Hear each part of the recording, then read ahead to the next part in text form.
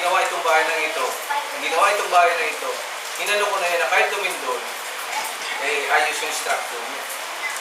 Kasi yung iba po, sa totoo lang, yun ang mahirap pag wala kang guidance ng Panginoon. Tira ka lang ng tira, gawa ka lang ng gawa.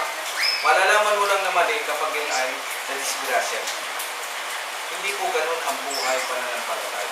Ang buhay ng pananampalataya palagi pong may assurance. Ang tawag natin sa English dyan is blessed assurance.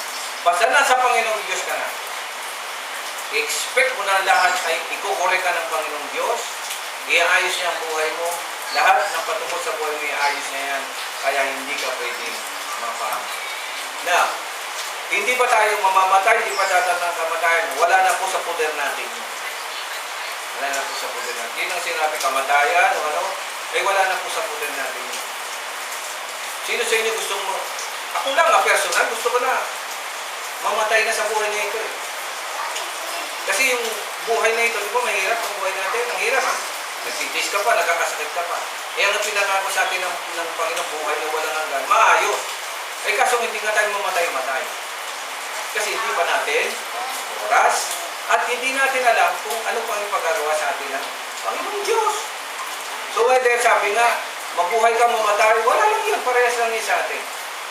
Bakit tayo hindi natatakot? Dahil nga, ligtas na tayo na.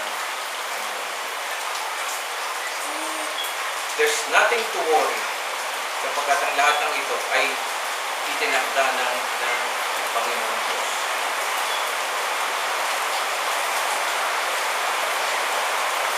Tulad yan, yung mga senior, ano sa palagay nyo? Malapit na iba? Nakatamang mo yung humihina ka ba? Ano pumapasok sa isip? Pero alam ko, sa mga istorya mga kapatid, sabi nga ng iba, ang matatanda, pag nararamdaman lang mamamatay na, kinakabahan sila, natatakot sila. Kasi nga sa mga istorya naririnig, madilim, andyan si kamatayan, susundin ka, may galawin, mga ganun. Talagang matatakot ka na. Pero pag nasa Panginoon ka na, ang kamatayan ay wala na po yan sa atin. Hindi na po tayo mamamatay. Mamamaya ka lang sandali, balikan naman sa dati natin. Kaya hindi na po yan kinatatakot. Kasi kung katatakutan pa po natin yan, sabi nga, we are more than conquerors. Okay, tandaan po natin yan. So, yun ang uli natin binasa. Mahirap po tayo. Ulitin ko, mahirap po ang ulat ng Romans. Kaya medyo mahirap intindihin. Ulitin ko, ay hindi makapaghiwalay sa atin sa pag-ibig ng Diyos. Pag-ibig na ipinadama niya sa atin sa pamamagitan ni Kristo Jesus na ating Panginoon. Mga kapatid, ang pag-ibig po ang Panginoong Diyos. Ang love po, si God po yun. Ang naging sakripisyo ng love niya, ang Panginoong Jesucristo. Siya po yung nagsakripisyo. Anak siya ng Panginoong Diyos. So, ganun po ang... Now, bakit ganon? Para maintindihan natin ng usulit, papalit na naman tayo sa Diyos at kay Eva at Adan. Kasi, ang magandang ginawa ng Panginoong Diyos sa daigdig nito ay yung dalangin ng Diyos yung tao. Tandaan po lang. Special po tayo sa Panginoong Diyos. Amen?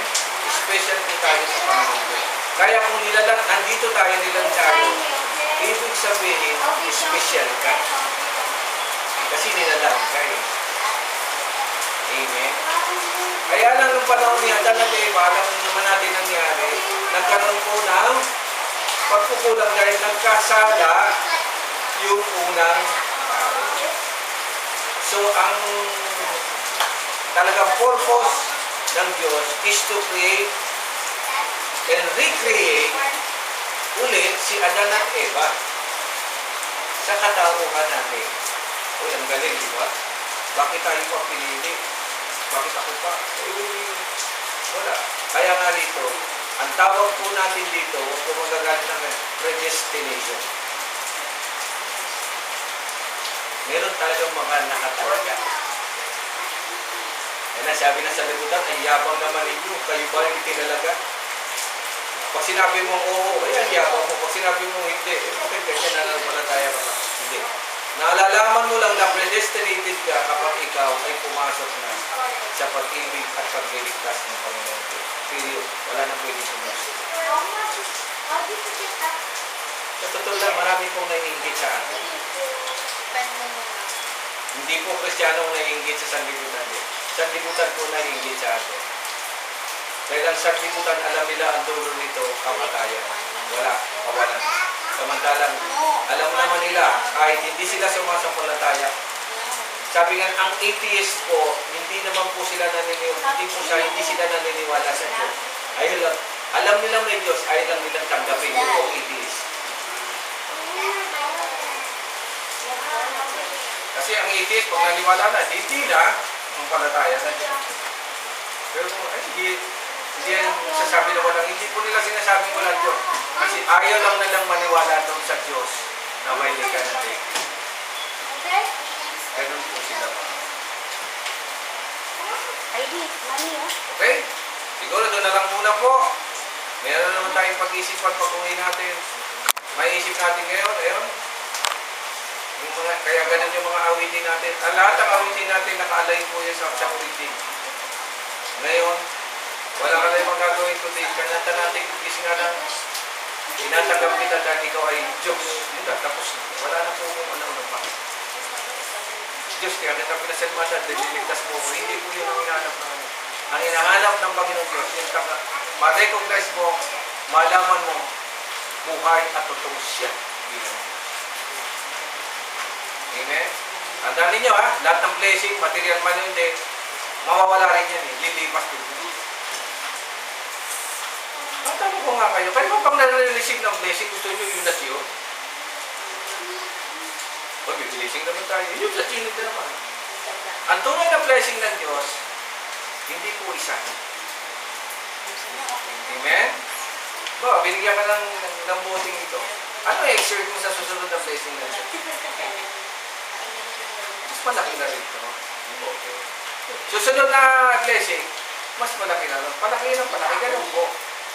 It's either the greatest o wala talaga. Bakit hindi ka bibigyan ng Diyos ng mga bagay na ganyan? Hindi mo yan kailangan sa tayo. Pag wala tayo, huwag nyo hindi nyo kailangan. Pag meron ka, ibig sabihin, binigyan ng Diyos, kailangan mo yan. Kung bigyan ka ng 7 anak, 10 anak, kailangan mo yan. Kami. Wala na si Jilin. Ay, wala na. Hindi na namin kailangan siguro. Pero masarap kung meron sana. Isipin ko na na-stand din yung Jilin. Araw yung umaga, kiss. Gabi, kiss. Kasi wala. Yung memory ay hindi na mawawala yun.